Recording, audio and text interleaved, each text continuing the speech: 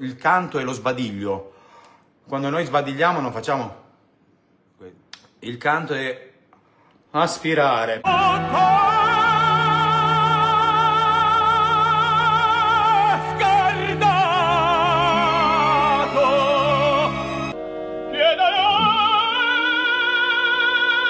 Non so, del male della vita, la,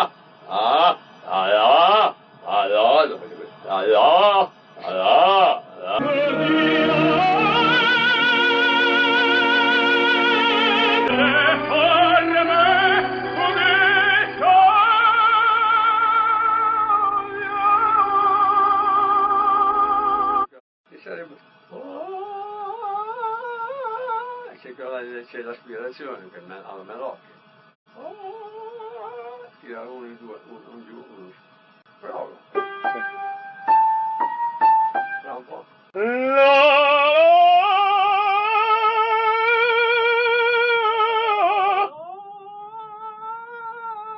Si tratta di far cantare la corda.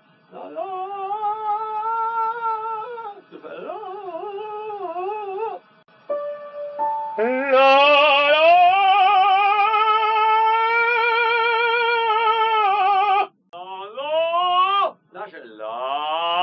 lascia che scenda giù e arriva alle corde. La libertà che tu trovi facendo questo lavoro, sai perché la trovi? Perché vai sulla posizione dello sbadiglio, cioè questa. Sì, sì. Su questa devi aggiungere